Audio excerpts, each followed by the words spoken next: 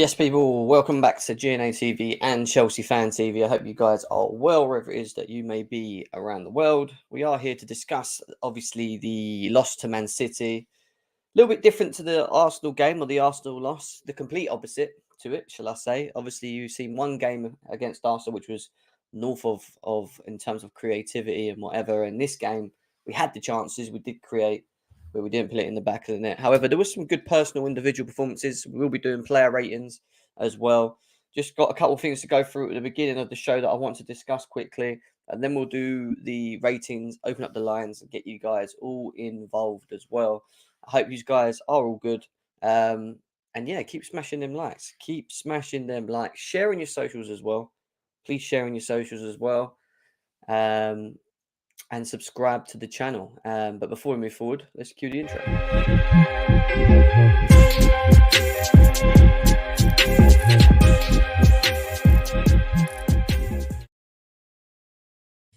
Yes, people, welcome back to GNA TV and Chelsea Fan TV. I hope you guys are all well, wherever it is that you may be around the world.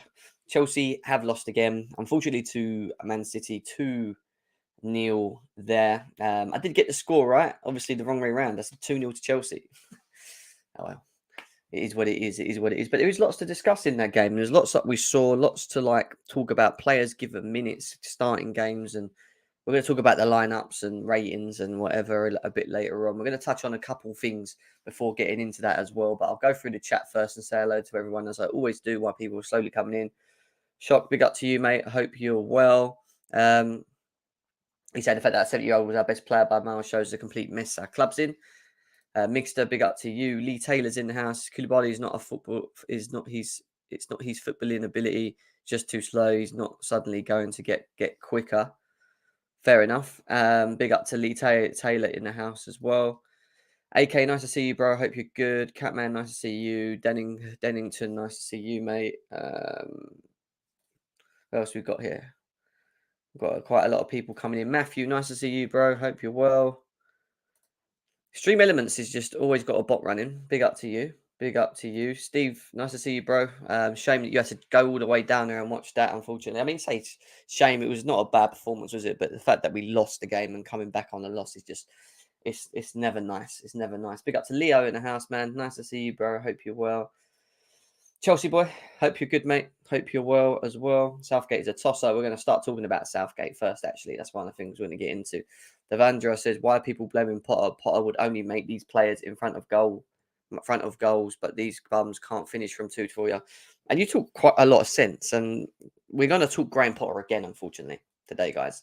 Because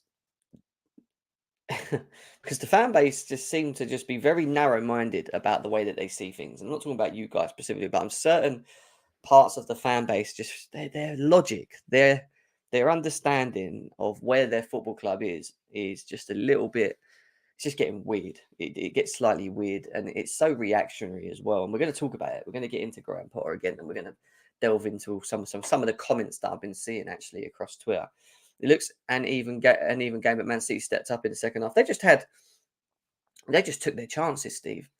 The chances came and they rose and they took them. Obviously, the first goal was a complete mistake, in my opinion. If Koulibaly decides to jump rather than standing there, maybe that would have not gone in. And I think that wouldn't have not gone in, to be honest. And the second goal was just against the run of play. Good finish. We got caught on the break and they opened us up. And it wasn't like as if we didn't open them up. We opened them up. We made chances. We got in their faces. We gave them problems. It kind of made me feel a little bit like they're kind of not giving it to us, but like it got that laughable at one point in the second half where we were creating chances after chances, getting up the pitch. Like it got to the point where it just looked like we were never going to score. And when we went 1-0 behind, in my head, I just knew that we were done. I just knew we were done. And it's a shame to feel like that about this club.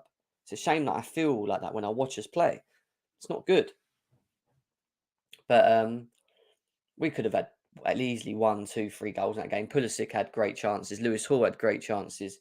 Mason Mount had a great chance. There's a couple of real, big chances. But when you look at the overall performance, it wasn't as bad as the Arsenal performance. That's the only thing I would say. And that's why I said playing like we did against Arsenal, we can't see that moving forward. That is not acceptable.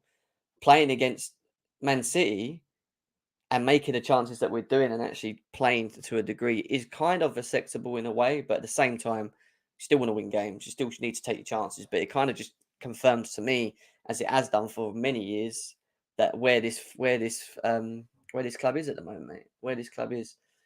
So nice to see you. We are finished. Apparently, we're finished. Fair enough. Right, just play our academy players on Saturday, and we'll beat Newcastle because they are at least care for the team. He feels that there's still an attitude problem, mental problem. I hear you. Chelsea need a new attack, is what AK's saying. I hear that. How can our first team players come on and we look worse? Well, we made chances when they come on as well. It wasn't like we completely died with chances. We started making chances. It was just, again, with the first team players. When you say first team, and Man City had some of theirs on the bench as well, you think to yourself, well, you look at your bench for goals. They're our main players. They're the ones that start in the bigger games. They're the ones that start in the Premier League when we play 38 games a season. These are the players that should come on and change the game. They're the ones that you should be relying on. I don't feel that when they come off the bench. It doesn't matter who comes off the bench. I don't feel that they're going to do something or they could change it. That's not right. I'm kind of happy we're out of this tournament. See why I said we need four. We said we need 4 new midfielders, Gem. Yeah. Well, do you know what? Some people have mixed emotions. Like, I thought Zakaria didn't play too bad yesterday. I don't think it was an absolute atrocious performance from Zakaria. I think it was just doing what he should be doing, which is breaking up play, making passes. He had that bad, dodgy pass at one point, but got caught a couple of times in position in the first half, adjusting to that. But you can look at minutes and whatever. But he weren't too bad. Kovacic was just. Problem with Kovacic at the moment is he's just too chalky. He's just too inconsistent for me at the moment. You expect him captain, come out, step up. And even he gave the ball away a couple of times and got caught and too long on the ball and whatever else. So yeah, I get it. And I agree. The midfield is an area we know we need to improve. Sosa, 100%, mate, 100%. At this stage, normally be EFL Cup semi-final. It was only Chelsea's first game because of UCL playing almost every week. Yeah, true. We got to Chelsea. Danny's dreading obviously Newcastle, but I'm glad we was our best player on pitch was Lewis Hall. I agree, and I think Ziyech was good. He thought Ziyech was good. I still think Ziyech that was okay. I wouldn't say he was great. Again, I thought Pulisic was good, but again, his final decisions and obviously the chances that he had, you expect better from him, with Christian Pulisic. But anyway, we'll get into the game in a bit. We're going to go back to that in a second. Let's obviously talk about England, because England are announcing their squad today. And there was a couple of comments that I just saw that come out, and I was like, we've got to talk about them real quick. Fikayo Tomori will not be part of Gareth Southgate's 26th man England squad later. Great shame for him, and he feels a bit harsh if the judgment came against 2 Champions League games. And I agree, if it is the 2 Champions League games, then why is Eric Dyer not being looked at for the loss that he brought to Spurs against Liverpool? Because he's the one that headed the ball back and is evidently shouldn't even be a footballer. But still, he gets taken to England. Maguire, the fridge, can't even get in the Man United team, but he still gets taken to England. Connor Cody plays for Wolves, and all right, he's okay, but he's not better than Tomori, in my opinion. Ben White deserves to go because of his recent performances, so I get Ben White. Do not mention Tyrone Mings to me, because this guy is an awful defender all round. How the hell does Tomori not get in that team? He should be in front of Dyer, he should be in front of Mings, he should be in front of the fridge. You got Stones and Ben White. I'd have gone Stones, Ben White, and brought Tomori with Carl Walker, and obviously Trent's going to go, and whoever else, Luke Shaw, and whatever. But to make the decision not to bring him again, has this guy not learned from previous tournaments about how bad our defence is with these guys? Even in friendlies. Like at 2:00, we are going to analyse that squad. 2:00 on this channel, we will be talking about the England squad once it's released. But I really don't get how Tomori doesn't get in this team when literally. Well, but you say he's bang average, but you're telling me that Eric the Fraud Dyer and Maguire are better defenders than him at the moment. Let's not do that. Let's not even go there. Let's not even go there, guys. It's ridiculous. Yeah, please like and subscribe to the channel for always. It's appreciated. It's nearly over 100 of you guys here. 10 minutes in. Big up to every single one of you. That is typical Southgate, you know, but they seem to like to keep him on. So yeah, we'll see at 2 o'clock that one. And the other one that came out, which kind of shocked me a bit, and again, this is just based on recent form, was the fact that Ivan Tony, where is it? Ivan Tony will not be a part of the squad as well. So what are you doing here? What are you doing here? You're just taking Harry Kane?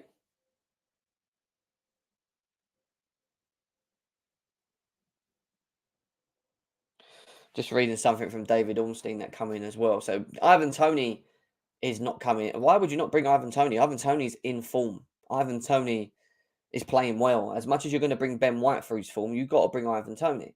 I know Callum Wilson's an option as well, which it seems like it could be Callum Wilson. It should be if it isn't Ivan Tony. But I'm still quite shocked that Ivan Tony isn't being brought along in this squad. I really am. It's really shocked me. Uh, Kane, Wilson, and a bit Rashford, really? I would have gone with Tony, in my opinion. Apparently, David Ornstein's just brought something out. Let's have a look. Let's have a look. So David Ornstein has dropped something. Where is he? Potter out, Potter out. We're talking Graham Potter next. Don't worry about that. Just want to get out this England stuff. Where is he? David Ornstein. David Ornstein. Let's have a look. So David Ornstein has confirmed 1 minute ago. This is literally breaking. Kyle Walker set to be confirmed in the England squad for World Cup. Extraordinary recovery by the 32-year-old defender who underwent surgery to repair a groin on the 6th of October and is now going. So you're taking him, but he's not played any minutes. You know, he'll probably start games. There's a potential that he could pull an injury again. Then what? Yeah, I don't know. With the Kyle Walker thing, it's a little bit up in the air for me. But Kyle Walker apparently has made it. Kyle Walker will be going along with Trent and Trippier and all the other ones that we have as well, which will be going through later on in the show, guys. So we'll get into England a bit later on. Before we go on to Graham Potter and start talking about him, I wanted to just quickly talk about this comment from Simon Phillips. He says that Cesar Azpilicueta has called a chunk of Chelsea players back from heading down to the tunnel last night to go over and clap the travelling blue fans. Let me tell you something now. We ain't in great form, and they can be as pissed off as much as they want, these players, right? But they can all they can do at the moment is look at themselves for the performances that they put in. At Arsenal, they were let down, complete letdown. And in this game, they were let down again because they had chances. They just didn't take their chances. But the one thing that you do not do at the end of the game is not go over to the fans that have travelled from across the UK, spent hours and hours, 3, 4, 5 hours just to come and watch us get, lose to City in the way that we do, and then just walk off. You don't do that to fans. You get your asses over there and you do what you're meant to do, which is you applaud, you thank them, doesn't matter what the result is, and you show a bit of unity. When you start doing what the players did by walking off the pitch, only aggravates and angers the fans even more, and that shows sort of a less attachment between the fans and the players when you're doing that. So the fact that Azpilicueta had to grab all of them from the tunnel to get them to come across in itself is a disgusting act from the players. Not yet, mate. Not yet. We spoke about Nkunku yesterday, but we'll wait and see. We're halfway to Newcastle, guys. Big up to Fator, who was at the game. He can confirm that as well. Apparently, it was not good, mate. But that's embarrassing. They can't be doing that. Do you know what I mean? Trevor Chalobah needs to... yeah, that's the other thing. If Trevor Chalobah doesn't make that squad, Trevor Chalobah don't make that squad, mate. I swear. I will kick off. But yeah, there's that. Let's talk about Graham Potter. And the reason I want to talk about Graham Potter again is because of this narrow-minded...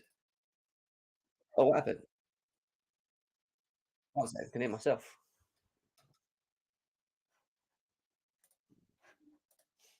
Could hear myself. Don't know where myself come from. Just repeated on myself. But yeah, anyway. Yeah, I want to talk about what I put out yesterday. And part of the reason why I put this out yesterday was because, yes, we have to analyse the games that we spoke about a week ago. So since Brighton, since the 29th of October, or just before. We all said on this channel that this next period is going to be a big period to see where we're at. And when we talk about where we're at, it doesn't mean specifically just the manager. I want to know where we're at as a squad. I want to know if the players are up for it. I want to know if the players are ready for this. I want to know if the players are good enough for this period. And I know we've got injuries here, left and right, and we've got caught. Fine. But still, we have to look at the depth and we have to analyze the depth, the players that are coming in, the players that start, the players that come off the bench. And in all the games that we played, and I'm going to ignore Zagreb because we just about beat Zagreb 2-1, talking about Premier League specifically, yeah, and obviously the EFL Cup yesterday with Newcastle on the weekend. We've took a 4-1 loss. We've lost 1-0 to Arsenal, and we've now lost 2-0 to City. So we've lost 3 games, 3 of the biggest games in this period that we were coming into, we have lost. That is not pretty. Now, prior to that Brighton loss, Graham Potter was on a roll, but it was on a run of form where he hadn't lost a game. He wasn't losing games, right? He now finds himself losing 3 games. And when you analyze them 3 games overall, the Brighton game, we can sit there and say that he set us up wrong. And I agree with that. He did set us up wrong. At the same time, individual errors from the players, the lack of concentration, 2 own goals lost us that game. So there you go again. Partly to do with maybe the tinkering of what Graham Potter chose in the Brighton game, yeah, along with players that started not performing to the levels that they need to in that game, right? And making stupid errors and lack of concentration. And this ain't even just now under Graham Potter. It's not even just now. This is something that's has been happening for a while at this football club, right? And then from that, big up to Couch as well. Nice to see you, bro. The next game, Arsenal, right? Now, the Arsenal game, again, for me, was a mixture of things, all right? You can look at Graham Potter on this one, all right? However, he chose to make the decision to go with a back 4. Many of this Chelsea fan base, right, call for a back 4. Back 4, back 4, back 4. Don't want to see the 3, back 4. He decides to take the jump against Arsenal, right? Yes, we had no control of the game. Yes, I feel we nullified them on the wings, and it kind of did a little bit work. However, the attacking was non-existent. We know that one shot in the game is not good enough, right? But the players' individual performances again was one of the worst performances, and I was there. I was in the Matthew Arden lower. One of the worst performances that I have seen from a group of players in a long time. And it's not even to do with system or tactics to this point. Yeah, Potter could have changed it a little bit later on in the game and maybe gone into a back 3 and gave us a bit more control of the ball, which is something I do think he maybe should have done at some point because we wasn't in control. However, some of the basics on the pitch were not there. Players not following the roles of what they were required to do, tracking back, getting rid of the ball rather than dribbling in on the spot and losing it. Little things, right? Again, all right, we lose that game, crop of players, and partly to do with Graham Potter. The Man City game, we lose, right? Most people felt that we were going to lose this game anyway. However, the difference between this game and the Arsenal game, we only had 1 shot at Arsenal. We had 15 shots at Man City, and we had 5 on target. Now, what was the problem in this game? He set us up with a back 3. Yeah, a back 3 with Lewis Hall as wing back and Ruben Loftus-Cheek. Yes, incidentally, he's having to play players out of position again, all right? Man City start well, but we had our chances and we looked better than we did in the Arsenal game. That's true. But where did we fall short again in this game, guys? We fell short with the players not taking their chances. So if it's not creating chances in front of goal, like the Arsenal game, and not able to do the basics, it's creating chances like we do in the Man City game, but not being able to finish off. And sometimes in the game, not even being able to make the right pass in the final third. That is completely north to south of what we saw with the Arsenal game. Man City being south, Arsenal being north. The issue with this is that and this is something that I've seen going back to Tuchel, Lampard. This is how we have been with this current crop of players up to this point with these managers. Same style of losses, same style of wins, same style of how the games plan out. Either don't create enough, or we create but we don't finish. There's no middle ground to it where we're actually creating, playing well, and scoring. We have the odd couple of games where it looks okay, yeah, and it works. But incidentally, my issue is we're not consistent enough. Not consistent enough. You know, and as easy as it is to always go Potter out, Potter out, Potter out, which is what this fan base done again yesterday, or some of them were doing again. Some were even saying he should be gone tomorrow and he's not good enough and whatever. It doesn't solve our issues long term. And this is what I said in this comment here. This period was a question to see where we're at as a team. 3 losses and Newcastle on the weekend. All we've seen in this period is the same issues that I've seen for a while, which is why it's not only just the manager, but the managers, I should have said, but the crop of players who have played. We have to continue. 1 second, guys. Just for the it's only just the manager, but it's not only just the manager, but the crop of players we have who continue to get exposed and are limited. And these performances, and why I highlighted these performances was basically to say, look at these each individual performances, partly to do with management, but for me, mostly to do with our own individual selflessness on the pitch of not taking chances. I didn't go on to say that we are in a transition and any manager who comes in should be given time to implement the system that they want and improve not only the depth, but the core 11 who lacks consistency or even able to adapt the requirement of the manager. We have to be patient as a fan base before judging. And that's something that this fan base can't do. Some of us, or most of us, can. I'm not talking about all the fan base. Some of us, or most of us, can, and I've seen that. And we're all on the same wavelength. But there's always that small minority that just can't. They just can't. They can't accept the fact that we lost 3 losses. I can't really accept that we lost 3 games. But I understand where we are and what we have at our disposal. Yeah. And that by the narrow-minded thought of just going, sack Graham Potter, yeah, is not going to answer our questions. Because it's not going to answer our questions. It's not. So you want to sack the manager already and get rid of him. Who do you want to come back in? And how does it completely change the squad? Because for the last 3 years, I haven't seen any change. When are we going to start opening our eyes, man? How many times are we going to start? Are we going to keep looking at a manager and moaning and moaning and moaning about it? Yeah, we can pick out moments of some of the things that he says in an interview, which I don't even agree with to a degree. Some things that he said, and I understand it. But I'm hearing already that, you know, he's treating us like Brighton. He's doing this, he's doing that, all because of comments now. You know, it's like, you know, stop comparing him to Tuchel as well.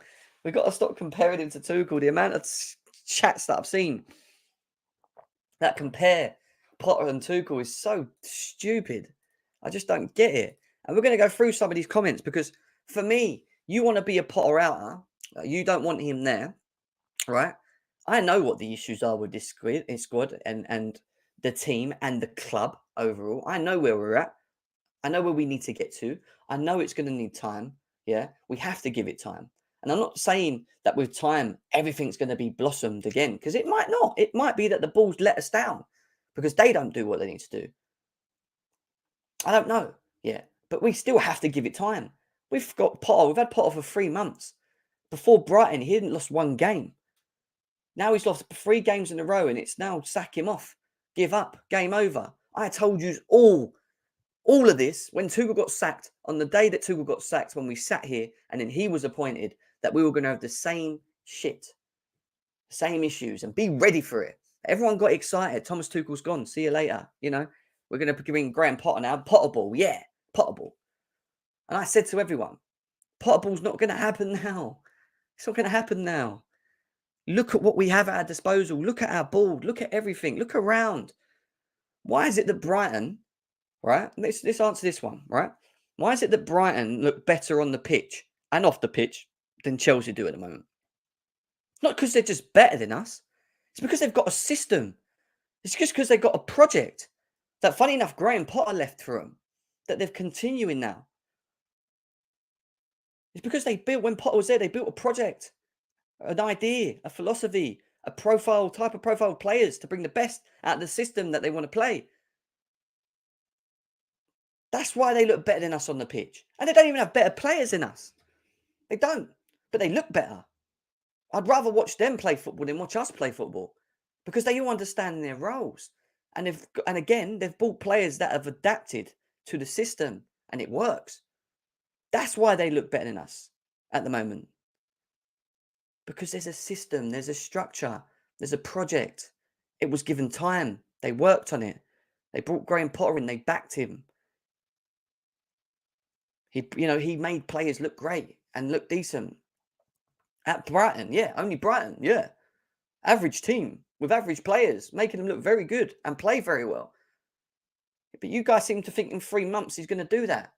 We haven't got that yet. We haven't got that clear philosophy or project set in stone yet. We are at the beginning of what it is that we want to do as a football club.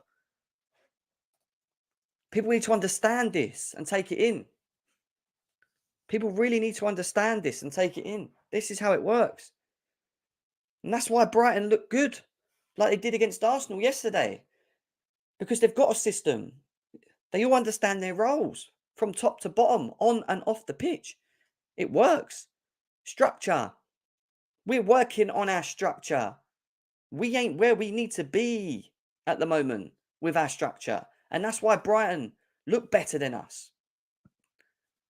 Give it time, is what I'm saying. Give it time. We have to. Over 160 of you guys here. Make sure we're smashing the likes. We are going to be opening up the lines very shortly. For the player ratings, I'm going to open the lines and we're going to go through it together. We'll do it all together. I won't just do it on my own. I'll open it up. Get you in. Let's go through some of these comments because you want to be a Potter outer, and I've sat here and explained what I feel and how I feel about this scenario, and I will continue to feel. But I want to know why so much people are Potter outs. What is the main reason? I don't even really watch Mark Goldbridge or even like him too much, yeah, because I don't really have interest in him. But even he's saying that the Graham Potter doubters are ridiculous. Yeah, none of these signings are his or the club's is in a transition. He's only just getting started. The impatience is a joke. You'd think Arsenal, so you'd think fans would learn from Klopp at Liverpool and Arteta at Arsenal sometimes. Yeah, he's spot on. It's true. Because that's the decision we've decided to make. Because we sacked Tuchel and got rid of that world-class manager to bring in a type of manager that has no expectations, a bit like Arteta was when he came to Arsenal. However, with this one that we've got, we've seen that he's Premier League proven he can play a certain style. And he's right, transition. The club's in a transition, forgetting Graham Potter. We are still trying to sort ourselves out. Graham Potter said that the players showed courage and tried against a top team. This man thinks that he's still at Brighton. What's wrong with what he said there? What was wrong with what he said there? I'm baffed. The players showed courage. It was a better performance. And we tried against a top team. They're a top team. He said nothing about Chelsea. He just said they're a top team. They are a fucking top team. They're a lot further ahead than Chelsea. So I don't get that. People just make things out of nothing. Graham Potter is out of his depth. Why? What? Because there's no expectation of him, because he hasn't got the world-class reputation. Why? Why is he already out of his depth 3 months in? You might be right. They might be right in what they're saying at the later stage. Maybe he is. I don't know if he's going to be the right manager for Chelsea still. But I'm not Potter out. Not Potter out. Graham Potter at this rate, Jesus. Pep went on to say about him, giving him time. Same thing. Came from Pep Guardiola about he knows Graham Potter, his style and what he needs to do and whatever. And he can see what he's trying to do. I do not see how people watch this game and think that Graham Potter is the problem. I agree with Tom Overend. Did people really expect Graham Potter bought in on a long-term deal for a project to turn our long-standing problems around and make us world beaters in 2 months? Exactly. But the issue is this, and this is where the line is. Again, you remember I talk about one side of Rick scale to the other side of Rick scale? Yeah? This is the issue. These lot want to hold their expectations high, like we all do, because we're Chelsea Football Club. And that's true. Our expectations should always be that we get Champions League. Our expectations should be that we should be challenging. However, reality kicks in. The realization kicks in. Yeah, take it in and understand where we are currently at the moment as a football club. And the answer to that is that we actually, in reality, ain't nowhere near a title, even though we have these standards. We have these big standards, but we're not there. We've not been there for a good 3 to 4 years. This ain't just now. With all the shit that's gone on with this football club, the transitions, the transition that we're in, the sanction of losing our owner, losing our best player in Eden Hazard, the board recruiting the wrong types of profile players in this team, spending money, which has happened. There is a number of things that has gone wrong with this football club that now finds itself where it is. And it is on a rebuild and it is on a transition. But you can keep your standards. Standards is fine with me. But understand where you are as a football club. Because sacking a manager, because in your head you have these high standards of Bocaccia Man City, doesn't happen now. It is a longevity thing. It's a long-term thing. And this is what people need to understand. What people need to understand. Yeah? It's not about dropping your expectations. And because we've got a manager that hasn't got expectations. It's nothing to do with that. It's about realizing that, yes, you can have your expectations. We all do. We all want the best. We all want to be that Chelsea we was 10 years ago. But the reality kicks in. We ain't that yet. We're nowhere near that yet. And that's the problem with this fan base. Because what happens is it triggers in their head. Because the realization kicks in that we're losing games and that we're not actually where they want us to be in their expectations. But then they forget, on the flip side of it, that the reason we're not there is because of number of things that's going in around the club. Transition, manager adaptments, system adaptments, profile of players missing, lack of creativity, lack of quality depth, lack of a hierarchy, lack of a sporting director. We're missing so many pieces to the puzzle at the moment.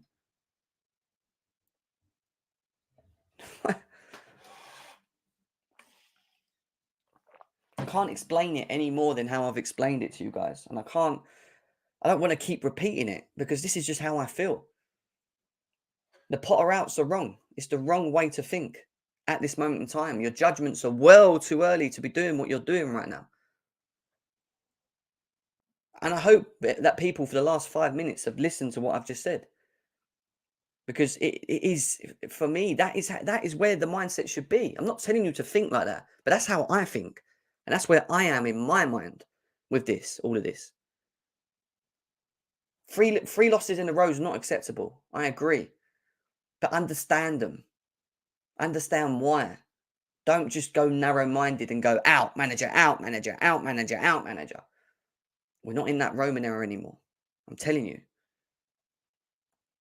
Yes, low people will be slightly harsh. Graham Potter thought I ain't even reading Trey. He's not even a blooming Chelsea fan.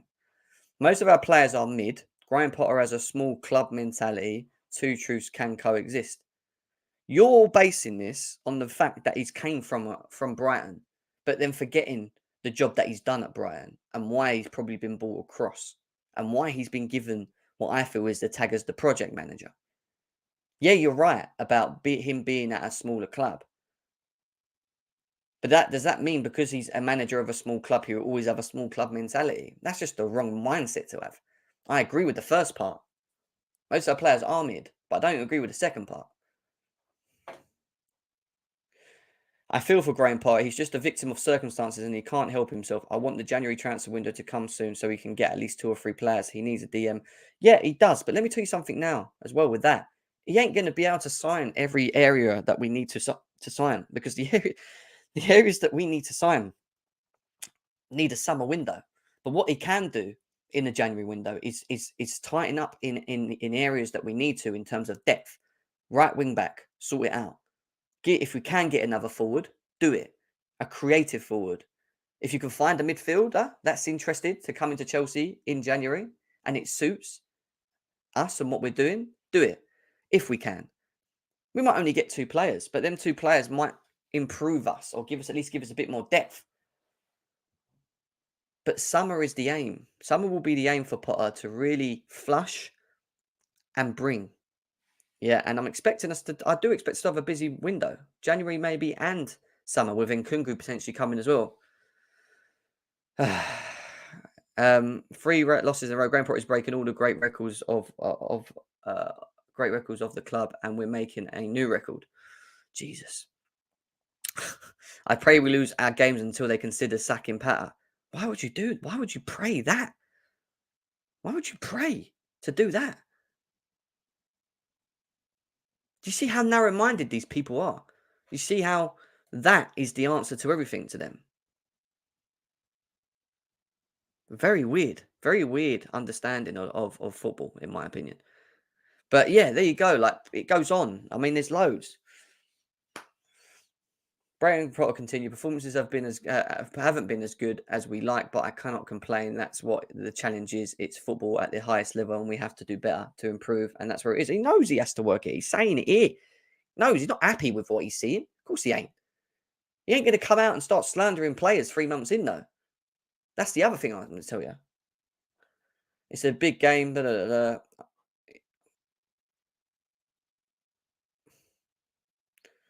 I think, and this is no, that's it. I'm not even going to go through it. It's the same shit. I'm not getting into it. Anyway, let's go back to football. Over 200 of you guys here. I know Matty don't like him. Graham Villa Boaz. That's what he calls him. Big up to you, though. Nice to see you in the chat. Over 200 of you guys here. Please make sure we're smashing the likes, though, guys. And look, honestly, what I said there for that 5-10 minutes, that detailed section about Graham Potter, may disagree with me. I'm not asking you all to agree with what I say because we all have our own mindsets. But at least just try and understand what I'm trying to say. You know, just understand what I'm trying to say. Big up to Top Bins, Jim. I saw highlights of Brighton versus Arsenal game. They played some silky ball. If that's what we can look forward to. The wait will be worth it. Exactly. True. Run up the likes as always as well, please. Let's do that. Jack says, as a fan base, we need to get rid of the glory hunters who are holding this club back. Do you know, Jack, when that will kick in? Do you know it's not getting rid of them? Do you know when that mindset will go and disappear? Is once we see the project, is once we see Bowley and Potter, hopefully, fingers crossed, Bowley and Potter's ideas and the understanding then that this is going to be a long-term thing. This is going to be the idea of how Chelsea are going to move forward, completely different to the way that Roman did things. I might be wrong. We might be wrong. He might still have that Roman mentality. We don't know that yet. But I do think that we're going down a project route. I really do. And I think Potter is going to be there. But Potter does need to win games, and I agree on that instance. He can't go through seasons not winning games. The pressure will just keep getting harder and harder and harder, and he has to find a way, unfortunately, to get the best out of some of the players that he's got and get wins. And we have to beat Newcastle on Saturday. This is a must-win now. This is a big game.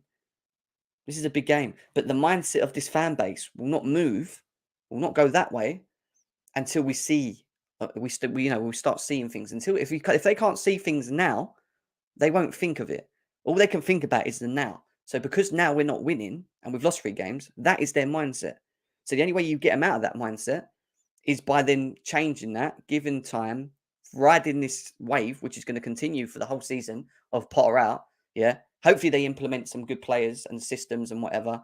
Go into next season, we start seeing a better group of brand of football, and then the mindset from sack will switch to, oh, we gave him time. We didn't just sack him after a year and a half, like we have done for the last 20 years. The managers, that cloud, when you're like stuck in it and you just can't, you get past that period and then you start seeing what we're trying to do in the long run, and you're sitting there and you're like, oh, we've never been here before.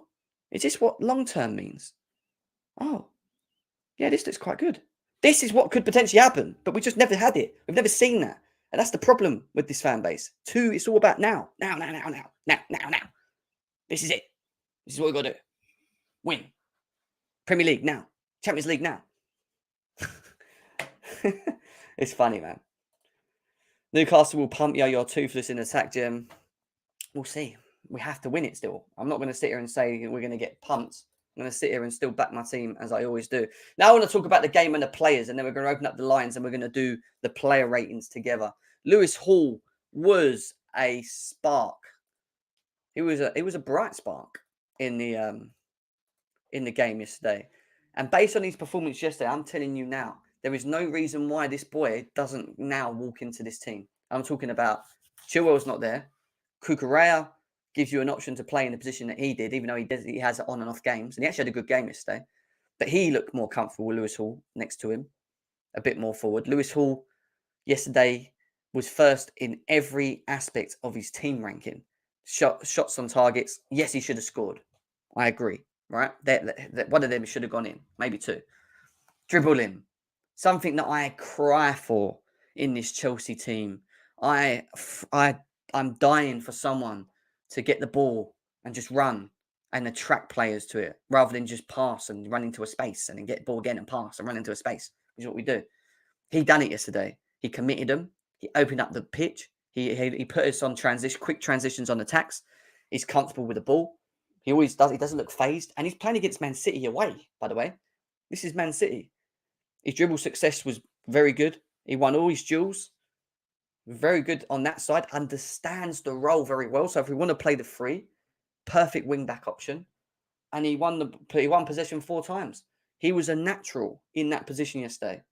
And in theory, he shouldn't have come off. He should have stayed on. And Ruben Loftus-Cheek should have come off because he gave us natural width. You know, when I say to you that when we lose Reece James, we have nothing. When we have this boy in the team on the left, we have something. So without Reece James, as long as we've got someone like Lewis Hall playing in the team, giving us natural width and dribbling ability, we have something going forward. He gives us that. He opens up the attack. And he's good at defending and reads the game very well at 18 years old. At 18 years old. Now, Graham Potter, I'm telling you something now. If you stick to a back three against Newcastle on the weekend and you took him off against Man City, I expect him to start. I want him to start. He deserves to start. And it might sound I'm being reactionary after one game, but that one game was against a very good team yesterday. He was good. And there's no reason why he doesn't deserve a chance. This crop of players are mid anyway. We're not ticking. We're not playing well. It's not like it's hard for him to get in the team.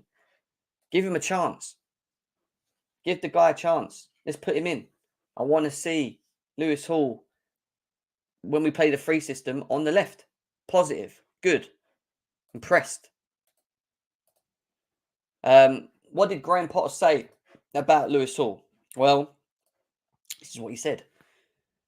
He said he did brilliant, fantastic performance, great quality, great effort. You could see when he took the ball, he took responsibility. He did everything else other than score. And pretty much, yes. So if he's done everything else other than score and get himself in the right position, surely you look to bring this boy in because we look better with him on the pitch anyway. From a creative standpoint, from a balance standpoint. Because Ruben's not a wing back, and we look so unbalanced on that side. We don't really get anything from that side. But with him, at least we get something. At least there's something. You know, great performance for me. Very impressed with Lewis Hall. Big up to him. Guys, there's nearly 250 of you here. Big up to every single one of you guys. Can we make sure we're smashing the likes, though? I know we ain't got enough likes. Don't make me have a look at them likes. What we got? Oh, did someone put I think Declared. I think you put in a super chat, didn't you? I've missed it. 1 second. Let's go back. Why can't I see this on my screen? There he is, yeah. Did anyone else put a super chat in? Sorry, Declared. I didn't see it. I was going on one. Declared with a donation. Big up to you, man. He says, I'm not Potter out, but I predicted fans would be Potter out quicker. Yeah, we all know that because of the reaction fan base. It's easy for fans to lose trust because Potter hasn't done on his level. Yeah, because that's the answer, isn't it? It's the unknown. It's the unknown of what he can do. And because they don't know, they just think he can't do it. That's the truth. That is the truth, which is fine. Yeah, so we move from that as well. Another player that had a good game. Yesterday, and it won't be spoken about, is Mark Cucurella. On stats, he made more successful tackles, 6 out of 6, won more ground duels at 7 out of 7, completed more passes, and had more touches, 95 than any other. Maybe that's to do with having Lewis Hall on that side as well. He just looked more comfortable. Someone that he could get the ball to link-up play. I saw some good link-up play between the two of them. You know, they've done quite well as a team on the left. And I think that works, rather than having Sterling there, who can't defend, and then we get exposed. You know, and we force wingers to play in that position. It doesn't work. Oh, God, that's funny. That is funny, mate. Yeah, you know, not a bad performance from him. Why are you not supposed to trust Potter, HM? Let me ask you that question. Ask the question. What after 3 months makes you think that we shouldn't trust him? Why should we not give him a chance? When are we going to stop looking past managers and look at the crop of players we have, mate? When are we going to stop being narrow-minded as a fan base? Cucurella will shine when Potter gets his players in. I hope so. I hope so. You know, that's the plan. I do feel that there's obviously a plan in place for him. And in terms of setup and how we looked, you know, and the idea of how we were going to set up, here it was: Mendy, Chalobah, Cucurella, Loftus-Cheek, Kovacic, Zakaria, Hall, Ziyech, Brower, Pulisic. No problems with that lineup. A problem I did have with that lineup was Hutchinson not playing, because I don't feel that Ziyech should play. Doesn't want to be here anyway, so why are you playing him? Give Hutchinson a chance, see what he can do. Bit like Hall, and he shined. Maybe we'd had the same thing with Hutchinson. Maybe we'd had someone on the pitch that actually scored. I don't know. But that's the only thing I would say with that team. Kovacic was obviously the captain. Wasn't impressed with his performance as well. And we're going to talk about we're going to do the player ratings now in a second. I'm going to open up the lines. We're open the lines, and I'm going to give 4 people the chance to come on and do the player ratings. So the first 4 people that come in will get can do the player ratings with me, and we'll go through. Because if I get 10 people in here, we're going to be sitting here arguing for ages, and I know that's going to happen. In terms of stats, we lost possession again for the second time in 2 games, 55 to Man City 44. We had 15 shots to their 18, only 5 on target, with 8 off target. Just goes to show, doesn't it, where these proper players are on the pitch. Same shit. 85% passing to their 89, 57% tackling to their 45. We won more of the aerial duels. We were a bigger team than them on the day. But yeah, it is what it is. Right, I'm going to put the link in the chat. 4 people can come in. For the people can come in. There's a link. There is the link. Who wants to come in? 4 people to do the player ratings, discuss the game, talk about Potter, do what you know, get stuck in. 4 people. 4 people.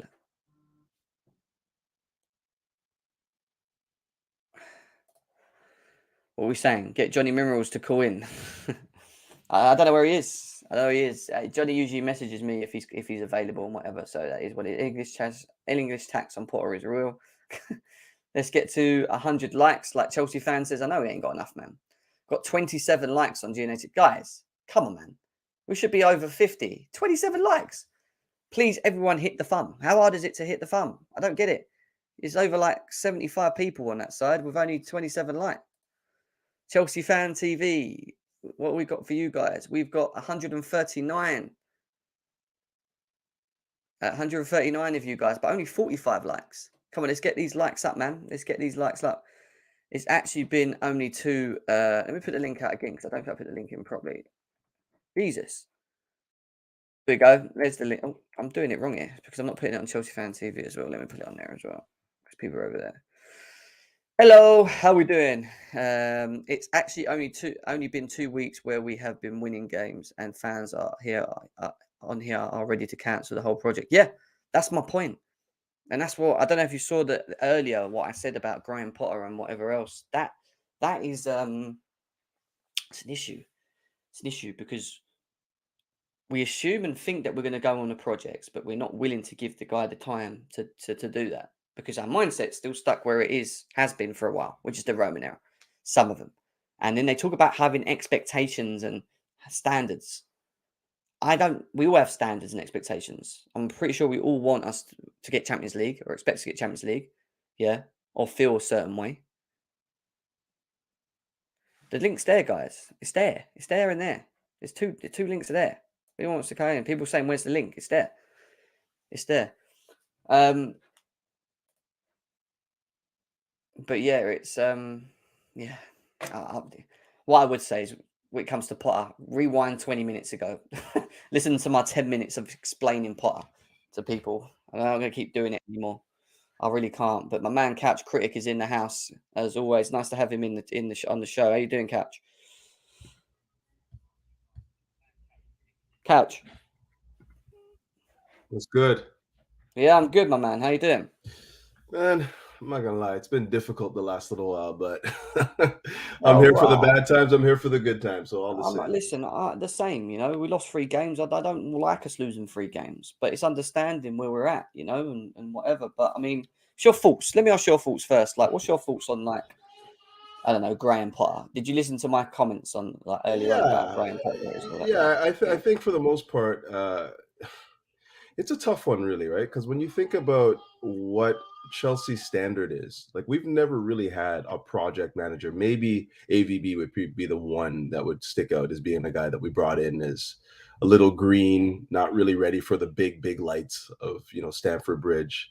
And with Potter, I think his his uh his assignment came at a tough time for us, because everyone was still very much Tuchel in. Tuchel was the guy that we wanted to see given the time to push this thing forward. So, the guy won the Champions League a couple of years ago and did it with a squad that nobody gave any consideration to. Nobody thought that could do anything, and turned water to wine in a lot of ways. Yeah. With Potter, I know he needs time, but what if his time, like we're investing time in a guy that we don't know much about, like there's no track record for him, no track record for success. So it's going to be tough to really stomach like performances where we don't look like we have any sort of like real understanding on the pitch. Nobody's really showing that that they understand what the manager is asking of them. We look listless on the pitch. Those are really, really tough times, like to watch. And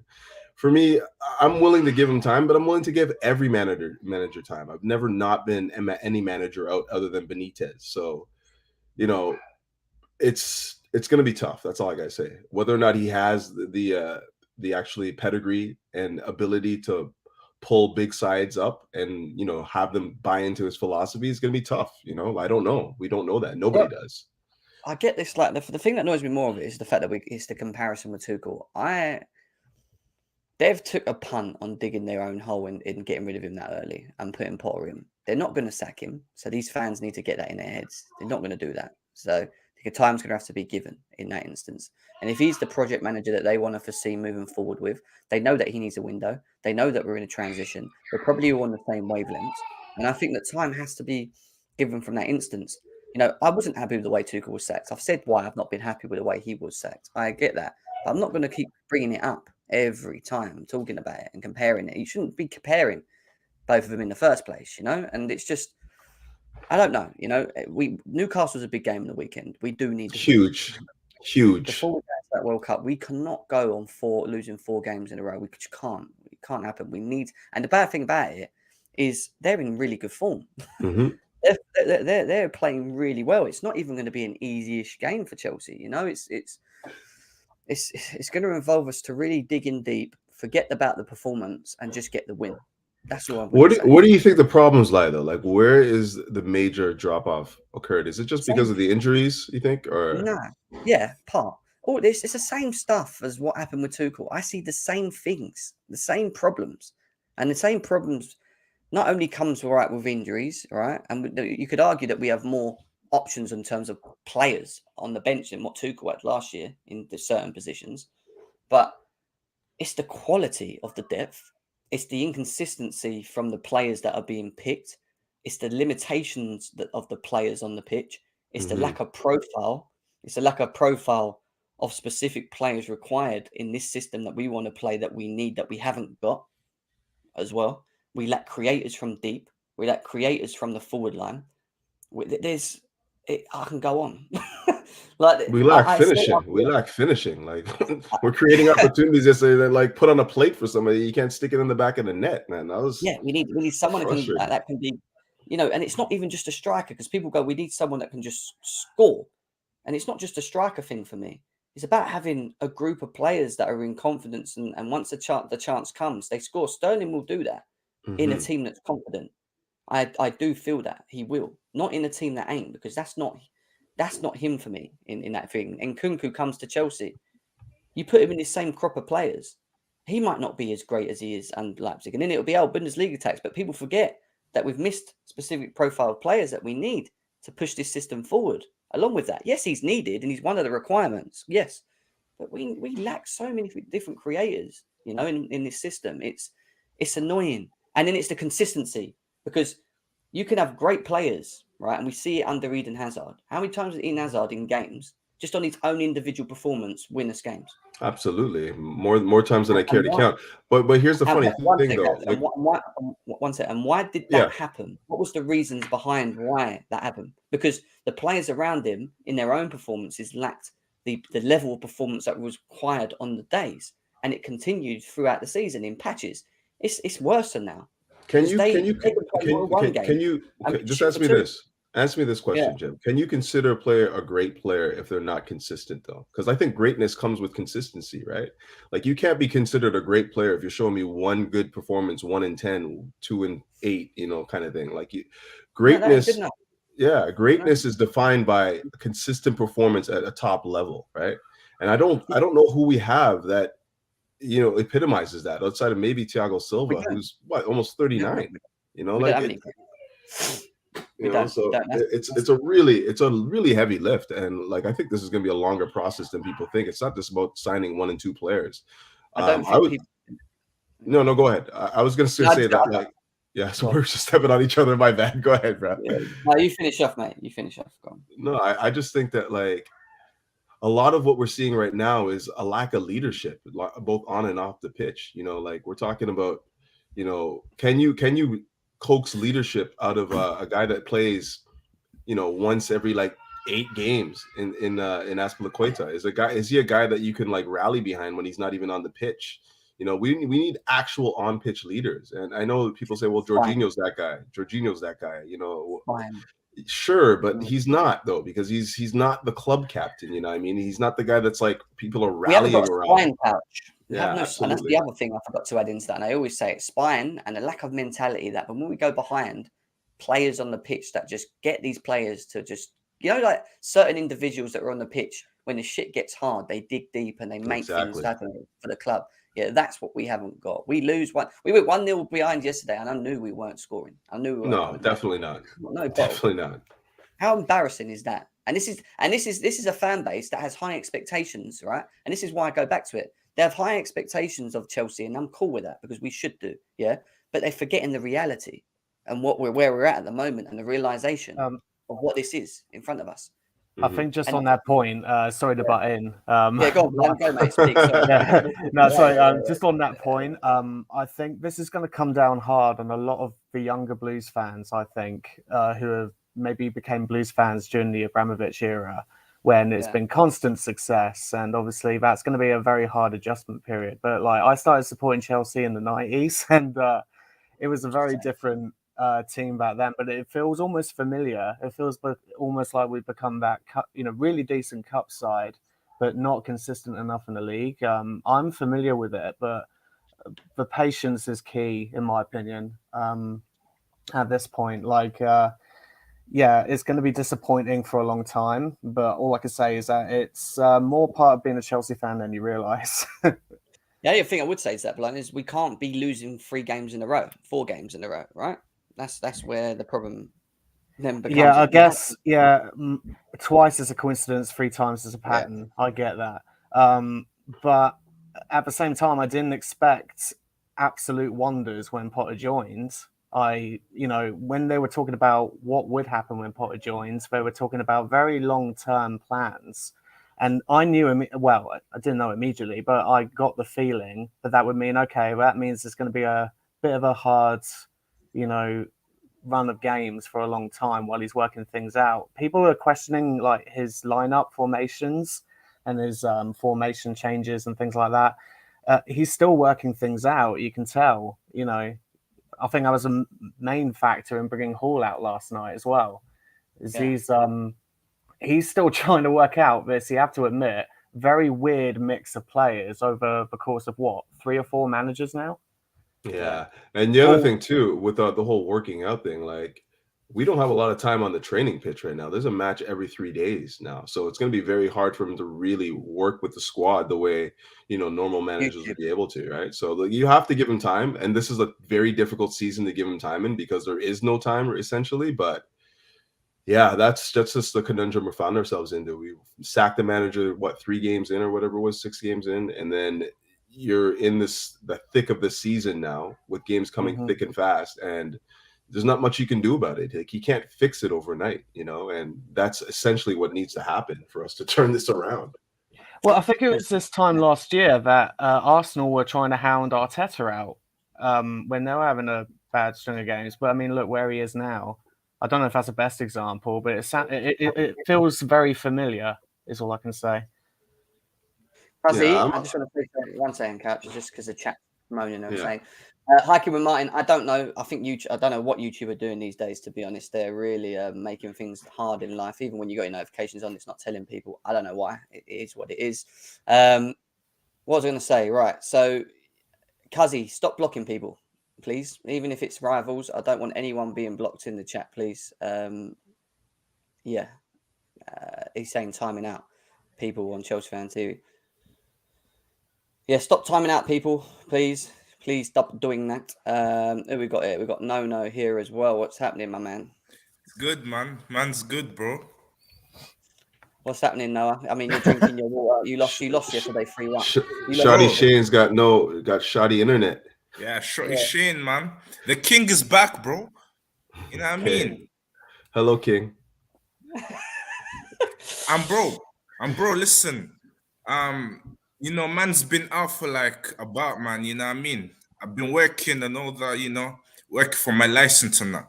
And bro, I saw your game, man, you lot played good, man. And Chelsea fans at one point out, they need their heads a wobble, mate. Those lot, they're the problem in your fan base, in my opinion, because them, man, change opinions like the weather, mate. Like one day wanting to chill up. You know what I mean? I can't help but agree with that, really. It is a bit, I think this might actually be a bit of a test. If it might be a bit bold to say, but this might show who the plastics are during this period. Who knows? No, it's not. It's not even the plastics. It's the ones that are still stuck in the mindset of Roman. They can't. So what they do is they go, yeah. Oh, projects, yeah. So we think a project to go, oh, yeah, we're going to give this time. This is going to, yeah. Do you know what? I like the idea of this. We're not, we know we haven't got the right proper players. It's going to need time. We know what our problems are. And then it kicks, right? Graham Potter comes in and they're like, he's a manager who has no expectations because we don't know what he can do. He hasn't got the CV. He hasn't got the, and then he comes in, he doesn't lose any game up to Brighton, and it's we're not playing well still, but you know that we won't play well because you've seen the performances under Tuchel, under that, this, so you know what your issues are. Just stay on track, and then they just fall off the rail because as soon as we start losing game after game after game, that project and that thing of we're going to give it time completely disappears out their brains, and they fall back into the mold of I just want to be my expectations to stay there, and we've got to stay there. That means we've got to get rid of the manager. See you later, manager.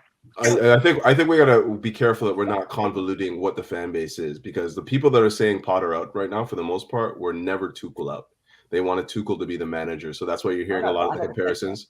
No. I'm just saying in general, the people that are saying Potter out right now, for the most part, are people that wanted Tuchel to stay, and the ones that are saying give him time, we're ready to go through the war, right? Yeah. But two things can be. But two things can be right at the same. I'm sorry I cut you off. Two things can be right at the same time. Mm-hmm. We can walk and cheer at the same time. We can be sad that we feel that Tuchel was sacked early, but also know that probably I think the fan base agrees that probably Tuchel wasn't sacked because of footballing reasons. Things must have gone really bad in the back end. But then we can be sad that happened, but also realize it wasn't working. There was a lot of growing pains over the last couple of months that the FA Cup finals, the Carling Cup finals, the good runs in the UCL was masking a lot of things. This squad is just not built for a 38-game run. We are not consistent enough, and we haven't been consistent since 16-17. Yeah, you're right about that. But I don't think that sacking the manager changes that, though. It's about the playing squad, right? People forget that Tuchel was playing like this. People wanted to see Tuchel get that time, right? And that's what I'm saying. Two things can be right at the same time. We can agree that I don't know, but a lot of us still wanted us to give him time with his players now that he brought in his players, and we wanted to give him that time. But we can also realize that probably there were a lot of things going on in the back end that we probably didn't know. The Yeah. same way you were saying that who is this? Potter doesn't have a. I was listening to you. You're saying Potter doesn't have a track record. We don't know how it's gonna work. It's the same way. It's a lot of ifs and buts. We don't know if it was like over the last couple of months things weren't going well. So we don't know if he was gonna change it. Definitely, he's the better elite manager as of now. That is not denied. Tuchel is a very good elite manager, but we haven't been doing good. Like, we laugh at Manchester United a lot, and we are not the same. These people have not won a trophy for like 5 years, but our odd FA Cups and Carling Cups and UCL have been masking a lot of things. Our rivals have left us behind. You know, how Roman was running us was not sustainable right now. When Roman bought us the early 2000s, only us and Manchester United had that money to go and be like, give us that, give us that. But with the new TV money and the new TV deals and everything happening, almost all Premier League clubs now have money, have some sort of billionaire, millionaire owners. You can't just rock up to Brighton and be like, we want Kuku. They'll be like, we really don't need to sell, because even if we finish 20th, the Premier League gives us about 100 million. So if you want him, you need to give us like 50. So how Roman was running us was never going to be sustainable. So a lot of things had to change. And I feel like someone has pointed it out on the panel the last couple of minutes. A lot of our Twitter fan base, or the ones like singing Potter out right now, they don't want to give him the patience, are very young. And they have been used to Roman keep on like giving us a new toy every time something doesn't work. And they don't have the patience of waiting and realizing we had to strip a lot of things down. Has Potter made some mistakes? Definitely he has. I'm not going to like pretend that over the last 15 games he's not. But let's also not pretend that he literally hasn't had time to work with his players. He's literally having a game every 3 days. It's literally rest, probably do like today, rest, whatever they do, physio, something, prepare for Newcastle, rest, do something. It's just been like that. I don't know if you all disagree. No, I 100% agree with that. 100%. Yeah, and we forget the injuries we got as well. Like, you know, that set us back big time. 100% in that. So need to beat Newcastle, because it's kind of becoming a rot, because you haven't won for 2 weeks and that. Right?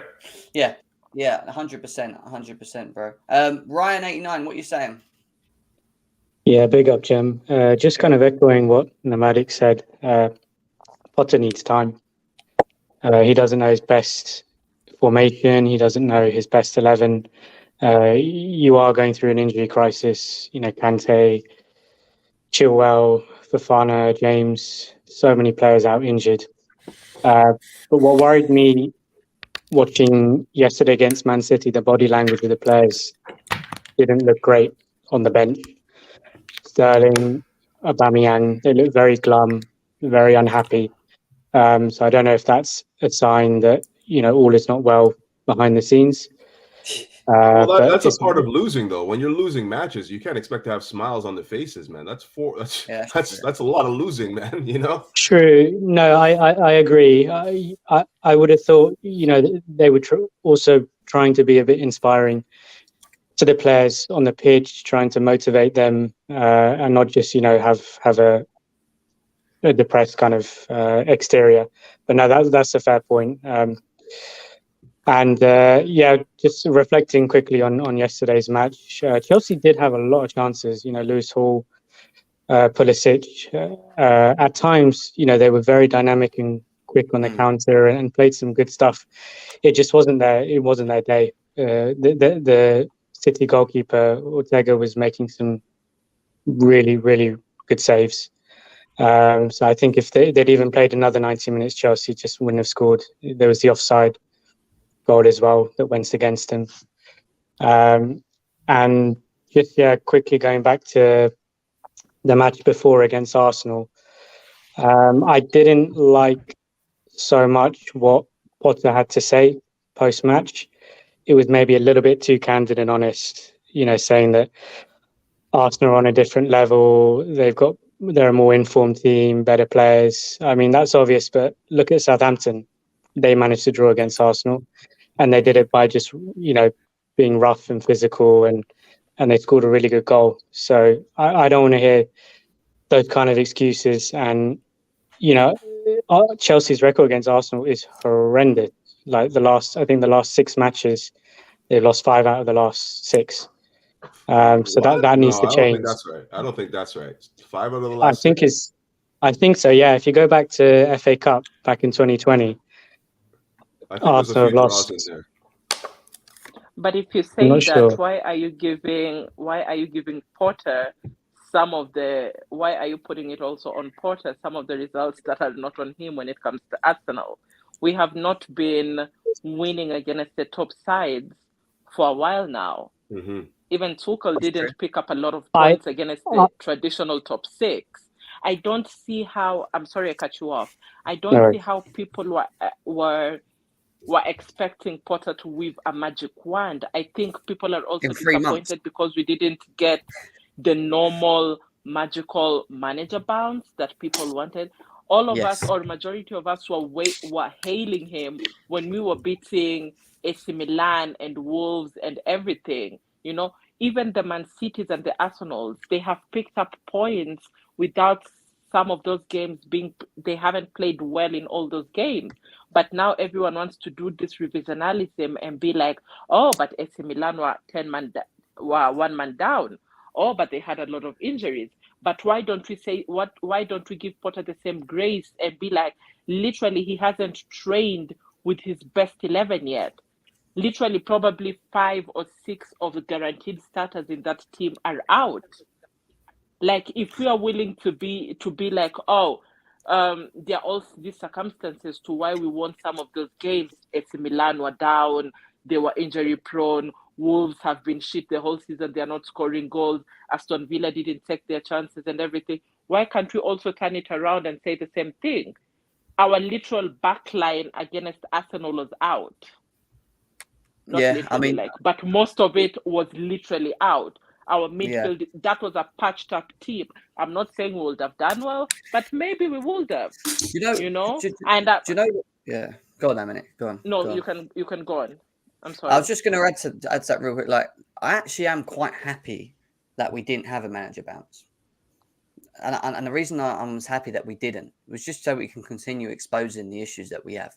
Because when you have a manager bounce, everyone gets all happy and goes, I told you it's Tuchel, he's crap. Nah, man, I disagree. We got the manager bounce beating Palace and them, man. Listen, you're an Arsenal fan. Yeah, you can't be talking. Let's be serious. 1 second. Right. My point is, when we have the manager bounce, everyone seems to think, that's it, that's the answer, this, that, and the other, right?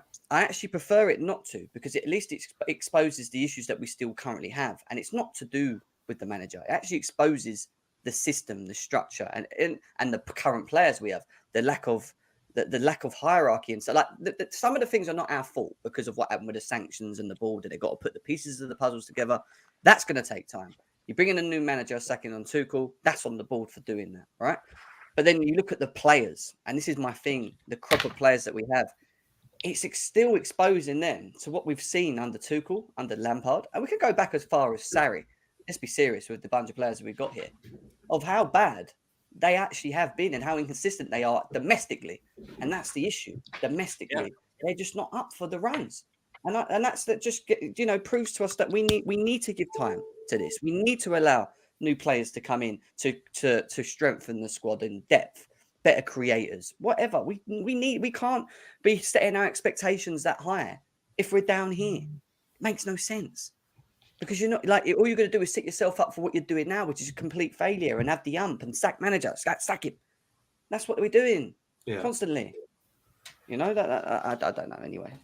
Jim, I disagree. I think you had the bounce, man. You beat Palace, you beat Wolves, and you beat Milan, and then your fans got giddy and then kept her clean sheets. So I think you had a little bounce. You can't just say that, oh, since Potter come in, you're losing and all that, bro. So statistically, like you've been winning games. It's just now that you have the Champions rot League. since that Champions League. Brighton Yeah, game. Champions League. Champions League, we done well, right? That in itself is a good thing. The fact that we were last and we came first, yes, that's good. But domestically, no, not really been great, have we? We haven't lost games, but we've just not been. We've drawn a couple. You know, we've been hit and miss. We've not been consistent, really, with our with a level of performances, and I expect that. I understand it. I do. I really get it. People get annoyed because we can't do it, but I just understand why we can't do it. That's all I'm saying domestically, you know, and that's the thing for me, you know. But yeah, what we're saying, Hassan. It's not. How are you guys doing today? Same old, same old. I'm not even surprised at the result yesterday. And yeah, you know me, Jem. I've said it from day one. It's a matter of when the bad result was going to happen. It wasn't an if. Because we knew it all before when these lot have scored 8 goals. Well, when Jorginho became top scorer with 8 penalties, that should have been a slap in the head for a lot of people to know that a lot of these players are actually quite bad. But besides that, the game yesterday, I think Mendy had a decent game. Despite us losing, he did pull off a couple of big saves. I expected that from Mendy. He normally turns up in these cup competitions, but it's just unlucky, really. Like, it was just the defense and midfield letting him down with misplaced passes, and we got punished yesterday. And the scariest part is this is City's B team. And I'm not going to lie to you, their B team is top 4 quality. And if we're losing to this side and not putting up a fight. Yeah, it was our B team too, though. It was our B team as well. Come on, man. They're all B players, let's be honest. They're all B players, bro. What B team? Fair enough. That's true. Well said. Well said. Well said. That is well said. That is well said. Bro, I was going to say, bro, if our B team scoring as much as the A team, then I don't know, man. We could go full squad. We don't even have an A team because we don't even know who we're going to play from next game to none. That's why we don't have an A team. We just know that Silva plays and Chalobah plays and maybe either Jorginho. Is Kante still injured? Unfortunately, I think the latest is February, but I think they're planning to bring him back in Jan. Can I ask you guys this? Is the World Cup coming now a great thing for the Chelsea right now? Yeah. Personally, yeah. I think so, yeah. Yeah. All immediate on that. There are 2 teams in this league on the top 6 that currently needed this World Cup, and that's Chelsea and Liverpool. I think for the likes of Newcastle and Arsenal, they are dreading it because they would like to keep this momentum because you don't know how you come back after the World Cup. The likes of Arsenal and Newcastle definitely don't like this. But the likes of us and Liverpool, we do need this World Cup. Yeah. Facts. And that's not only just what's happening on the pitch, off the pitch, and obviously injuries, everything is just a cumulative of so many different things at the moment. But AJ, what are you saying? AJ? Yo, my bad. What's up, guys? What's happening, man? What's happening? What's going on?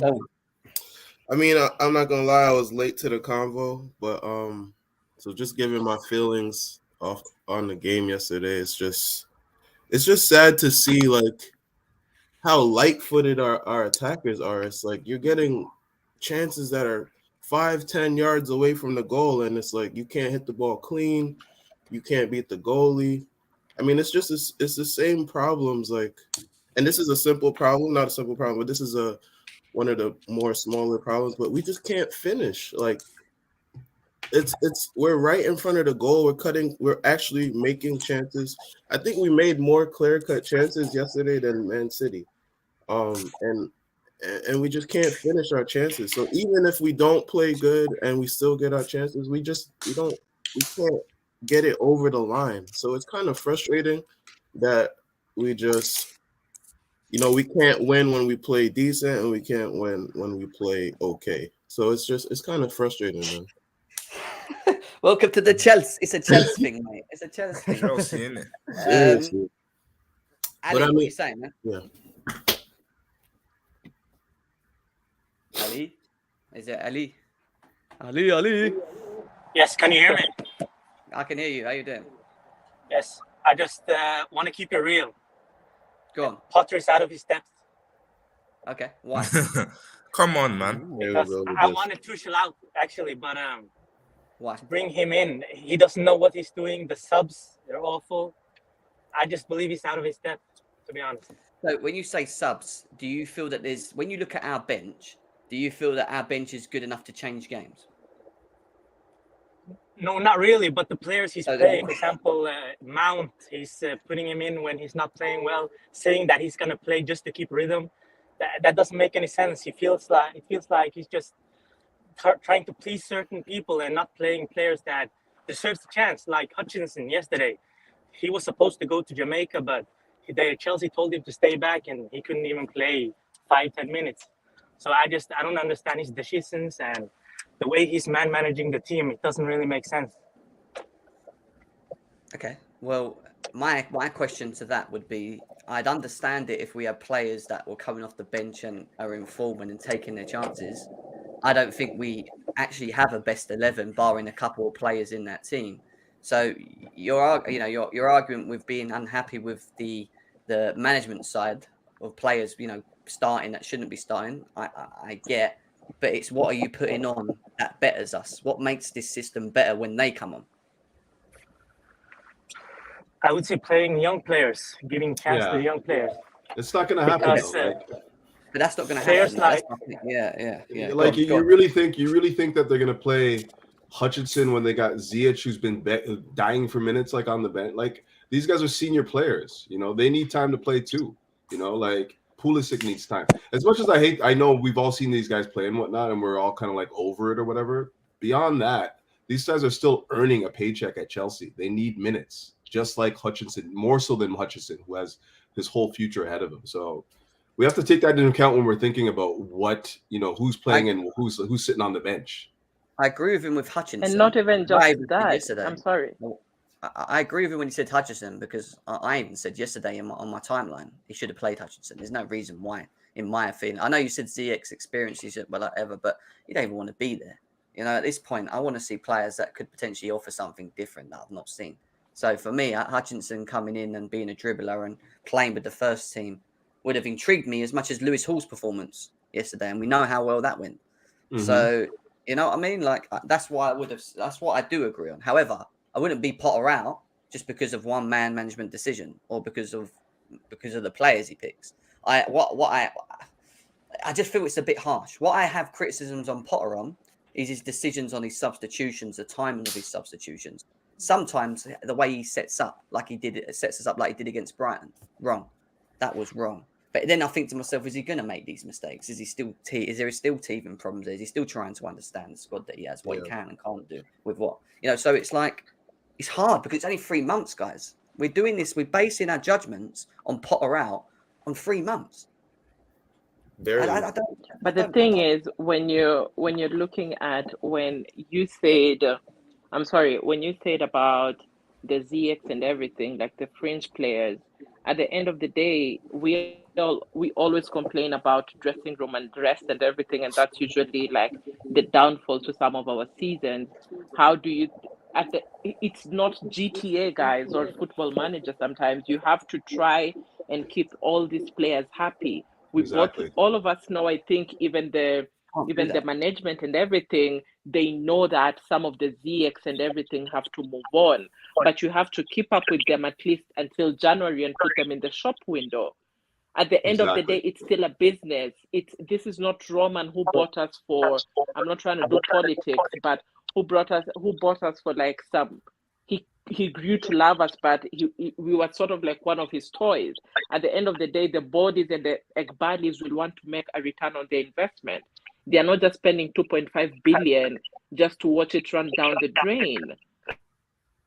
It's just the some ZX and everything have to be put in the shop window. No, I get that, but my point is, Nomadic, right? Ziyech in the summer shouldn't have stayed. Why did it take us that long to get? He shouldn't be in this squad now. My problem is, I agree, because they do need time and whatever. And maybe they're trying to get the value for him. And make people happy. I get all that. But he didn't want to be here in the summer, so why didn't we flush him then, so that we can then move forward and then accommodate the area? The Oh, only you person paid who 40 wanted million him was for him, AC man. So they Milan. want value.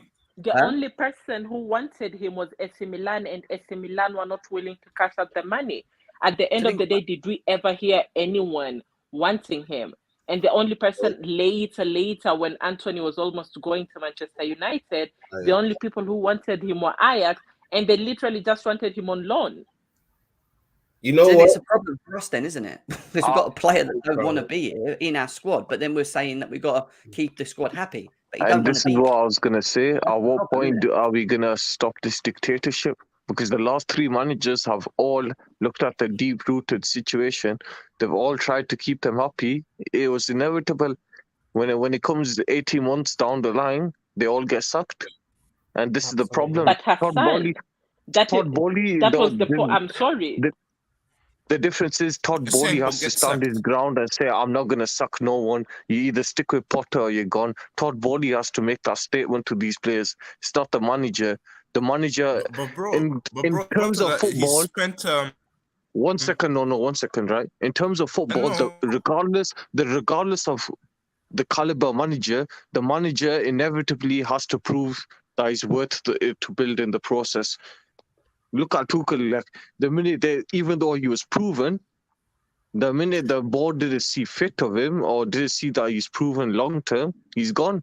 So at the end of the day, the manager has to prove, not the players, despite how shit the players are. Well, we've had like 3 or 4 managers, and now like all of these players are from those 3 to 4 different managers, all with specialized positions. True, bro. Yep. So like Anyway, Showtime, what are you saying, bro? You haven't said anything yet. What are you saying? Oh well, thank you for having me on. First and foremost, No worries, bro. Big up to you guys. I would just say, Harry Potter didn't wave his magic wand again. We failed to complete a victory. Can I just say I'm Magic really wand. loving the Harry Potter jokes since Potter's been appointed. Yeah, I mean that's his name. It is what it is. You know, Super Tommy Tuchel, Harry Potter. This is just names, bro. Get over it. Accept the fact that we're going to be a mediocre club with this manager in the helm.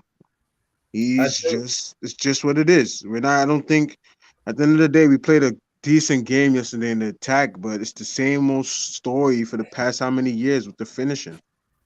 We just can't seem to So finish. if it's been the same old story for the couple of years with the finishing, how is it now that he's out of his depth? It literally doesn't make sense. You just say that it's He's the out same of old his story depth for a couple of because years. he's a manager that can't seem to get it right. You can tell right now we're struggling. Who got it right? I think he's trying to say his tactical decisions. Yeah, I think he's trying to. Is that what you're trying Tuchel to say? got it right. He won the Champions League, didn't he? He won took the us to how many Champions finals? League. Look, Tuchel came in. I don't want to compare hang on Tuchel to to Potter, but the thing is, Potter's not a winner. What has Potter? Potter is not a winner. That's bad habits. Potter's not a winner. On to that Champions League, bro. There's more games. He's not. Potter's not a winner, bro. We didn't. I think I know what he's trying to Potter say. is not a winner. We haven't won the title since 2017. Potter is not a winner. We luckily won the Champions League. Potter is not a winner. I'm going to repeat it again. Potter is I want not to a hear what winner. AJ's saying. Wait, Showtime, you said what you said, and you just keep saying the same This thing. is I why want we AJ can't move forward because, and I'm not picking on Showtime, but there's many people who just keep holding on to this Champions League thing. Bro, that was in May of 2021. We're about to be in 2023. Exactly. You know, we have a new manager. We have the same squad. We had the squad before that, and we have the same squad after that. Maybe we have 3-4 new players. This team has proven to you what it's capable of. We cannot win the Premier League.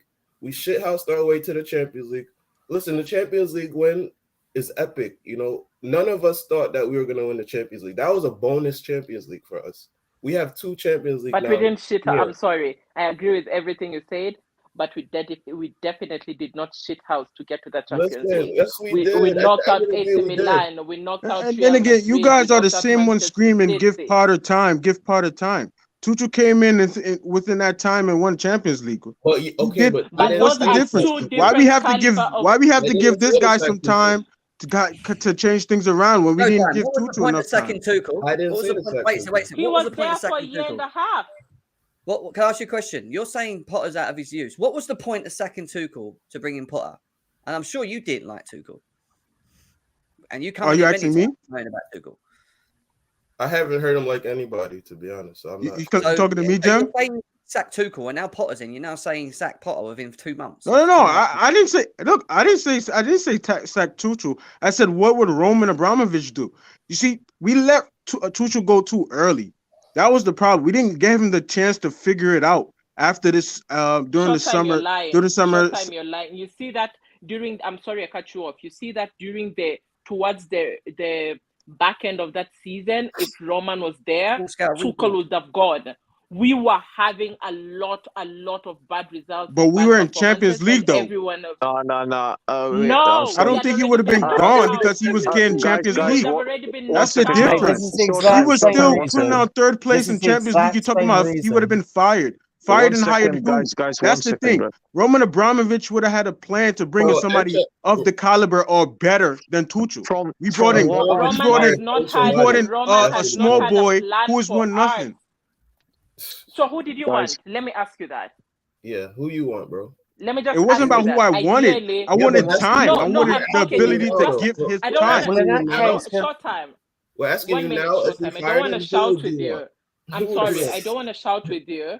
Short time. I'm just asking. Okay, Tuchel is gone. Let's say Boli has already sacked him. He's gone. Who would you have wanted? You don't know. I'm literally I wouldn't be able to tell you that because I didn't see no other manager. I wouldn't see no other manager better than Tuchel that's available for us to go get. Who was better than Tuchel to go get when they fired Thomas Tuchel? And I'm telling you my answer. You're talking about I don't know because there wasn't nobody available to go get that's better than Tuchel. You're not letting us tell you. You are not letting us tell you. You live in reality. Then telling you literally the last 20 years. Is it all right if I say something, probably all the top managers. Guys, is it all right if I say something, right? We have literally gone through all the top managers. Who wants to come after this? I think what Showtime was trying to say is he wanted Tuchel to have time. Is that correct? Simple, bro. We fired him too early. Exactly. Simple. And everyone wanted that. And one second, right? And from what I've read on the Athletic, I think it was in January before all this sanction BS happened. Roman sent Marina, Czech, and everyone to have a meeting with Tuchel to decide long-term futures because they were actually committed. And I remember reading at that time, they felt like there was no other manager that was replaceable with them. So they had to sit down and talk with them about the transfers of Kunde, stuff like that. So I don't think the Roman would have sucked because Roman's not stupid. He would have sucked unless there was a Hansi Flick around the corner or something like that.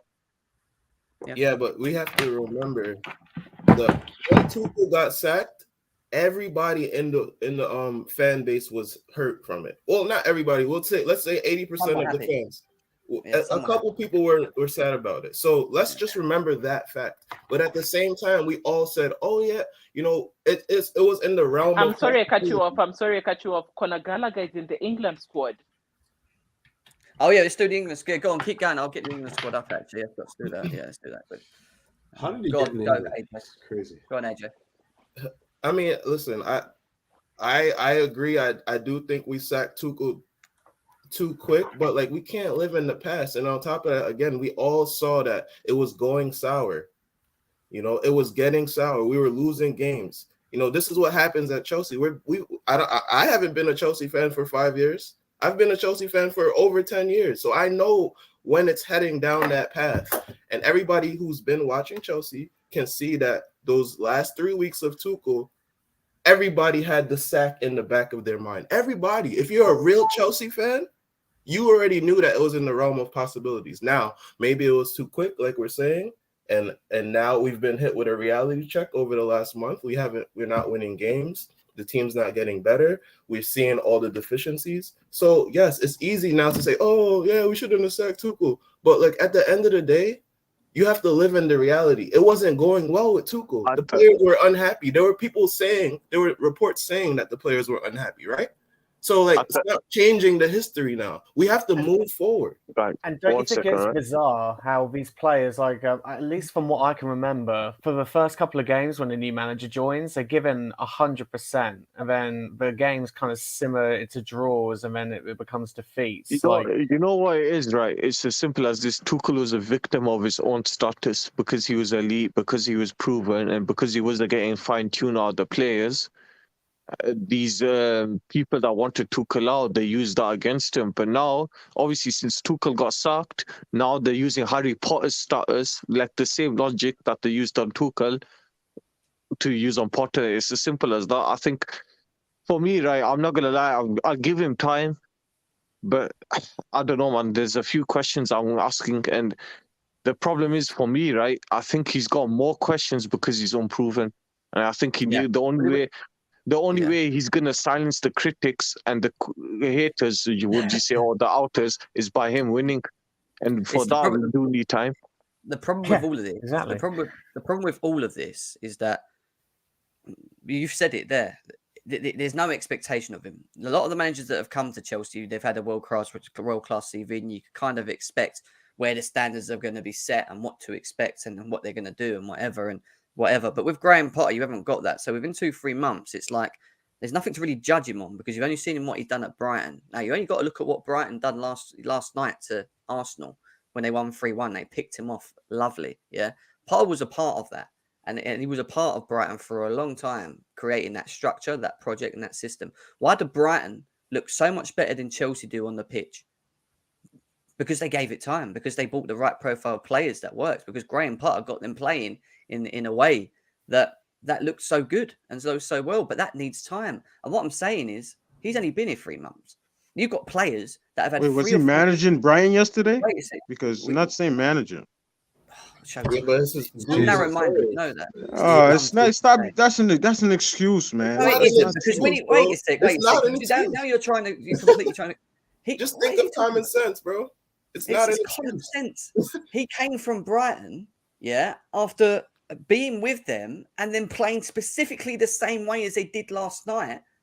And I've watched Brighton when Potter was there. It was the same style of football that he's continued. That manager's continued, and that was with non-players. Like, no offense to Brighton, but those players are like, if you compare that to the Chelsea players right now, like the fact that he managed to get Brighton that far with players like that should.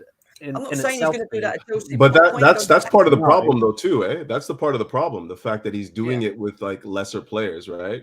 Because you have to believe now that he can do it with the bigger players. And like, that's not like a manager has to be able to manage big squad, right? Like that's the whole point of a manager.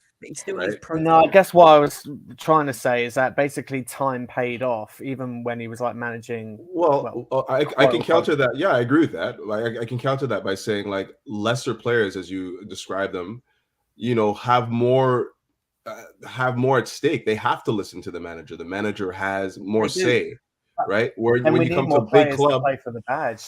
But when you play for a big club and you get like the personality types that come with superstar players and whatnot, whether or not they are or aren't, they have that mentality at Chelsea. It's going to be harder for them to buy into the manager, right? There's something else fundamentally that we're all forgetting massively when it comes to this Chelsea squad as well. How many different managers have they had all the way up to Graham Potter? I'm talking about this crop of players. Since Conte. At least 3 or 4. Yeah. Exactly. So how many different types of systems, structures, this, that have they tried to put in? And don't forget, Tuchel. I know I shouldn't be bringing his name up, but Tuchel did try 5 different formations, as well as Mason Mount yesterday, or was it the day before? He said that the players are all feeling like the attack is now more free. So now, right, the attack has 0 excuses now. They can't say they're limited in a system, whatever, this and that. And they're still showing their frailties and how average they are. And it's just annoying now. Maybe it's overhyped. My point is, do I understand how some of the fans feel towards this club right now? Like how some are saying that they are not in tune with the club right now. I understand a lot of things have happened to us within less than a year. We have lost our owner that a lot of us loved. We have had a new board shift. We lost a coach that a good number of the fans really loved, and like he was intertwined with the fans and everything. We have lost so much within less than a year. When what happened within Ukraine, let's say between February and now, we've lost a lot of players, and we've had like 5-6 new players come in. I understand a lot of things have happened behind the scenes and everything, but also let's be realistic, guys. Like 100%. the thing that I feel this sale opened our eyes to is how badly we were structured as a football club. We were not structured well. If you look at it, like if I give an example of Manchester United and Chelsea were two of like the top 6 teams that did not have a director of football. We literally had directors of the club, like business directors, running the football part. And where have we been? The difference is we still were winning the odd trophies here and there, and Manchester United were not winning. We were not structured well. Did Roman love us? He definitely loved us. But since he had that problem with him not being able to come to the UK, did he like lose the ball and left everything to Marina? Yes, he did. Because if you were someone gave an example, I think it was Showtime or something. I'm sorry if I'm misjudged, if I'm saying the wrong person, who was saying that, Roman in January, they were planning about Kunde and everything. But during the summer, we realized Tuchel didn't want Kunde. He literally did not want that guy. He would have probably been the first signing we would have got in once Boehly was confirmed. So even if I understand, as you're saying, like, Tuchel loved working with Marina and Czech and everyone, but we realized that the club were not signing the people we wanted. There was no structure. We kept on firing managers with different philosophies. Others were playing a back 3, others were playing a back 4. That Marina was not moving players on. We literally had a lot of dead weight in this club. It's the first summer that a lot of us felt like we moved a lot of dead weight in this club. So why can't we, I understand, but why can't we like be so open-minded and realize this team was not built well? The summer we literally spent, spent this summer, the past summer, not building but replacing. We had to replace a whole backline, and now I am so sorry, but I feel like we have to let Kante go, and J5's contract is running out. I don't know if he's gonna renew, and there's confirmations about Kova wanting to go. So now we're gonna have to spend another summer not building, but now we're just replacing a midfield. She's spot on what she's saying. Actually, the Champions League hid a lot of what was going on, and you got to accept that. She's spot on. And you want to know what the irony is? So the FA Cup finals as well, the Continental Cup finals as well hit a lot of things you're saying. Bro, you know what it is? It's the league. No, listen. The league is the barometer. What wasn't broke, you don't fix. The league is the barometer. It's about consistency. But it was broken. There is a reason why. If we're being honest, there is a reason. The Arsenal, it was broken. We wouldn't finish top 4 if it was broken. We would finish below the table. We were finishing top 4 the because others kept letting us back in. Why are we not trying to put Showtime? Why are we not trying to put context into this thing? We kept on getting top 4 because some of these teams kept letting us back in. We literally lost, I think, under the first season under Tuchel, I think we lost to, was it Aston Villa? And Tottenham did us a favor. And that's how we got top 4. Last season, Arsenal kept fucking up. He doesn't Arsenal kept fucking up. Like literally, when was the last season? Ever since 16-17 when we won with Conte, how many seasons have we broken the 70 mark barrier? Literally just a mere 70 points. How many seasons over the last? Do we realize we literally haven't won a league? We are going into a 6th season. You're saying it's not broken, but it has been broken. It's been broken. Literally, that Champions League and our FA Cup finals have literally been blinding us. It's been broken. I don't know why you're refusing. We are not slating. She sounds like the woman version of me. We are not slating, and I don't want people. I don't like people trying to put down Tuchel to defend Potter. We can have both. But literally, those finals really masked how much work this team had to do. Yeah, you are. And that's how I feel. I don't know if you'll agree with me. You're honestly, like, I just gotta say, you are spitting proper facts, man. Like, just so level-headed and real. This is what I'm talking about, man. This is the kind of fan that I need to hear from more often. Yeah, exactly, 100%. She's just don't go on Twitter. Tell it how it is. Madam is glazing. Tell it how it is, man. No. To be honest, yeah, I said it. I think you're a woman version of me, Nomadic. I think it's beautiful. Yeah, no, honestly, guys, listen, it's been a good show. I've got to shoot though. It's nearly 2:30, and I've nearly done 2 hours on this, and it's been a great show. I'm going to be back tomorrow though. We're going to do the Newcastle preview. All you guys, if you're available, please come back on. We'll talk about team lineups. We'll talk about any injuries that Graham Potter announces, team news, what we think we're going to do moving forward, how important the win is, because we can't go on the back of losing 4 games in a row, going into the World Cup as well. So big game for Chelsea this weekend as well. Big up to Shaq in the house as well, which he's just got in now. Some people arrived in a little bit late as well. Chelsea, I'll say one thing, Chelsea all the way. I'll watch your comments, but I never bring them up because it makes me laugh. You obviously don't like me, but you watch me every day I'm on. So why do you watch me if you don't like me? That's what I'm going to say. That's what I'm going to say, bro. That's what I'm going to say. Big up to you, man.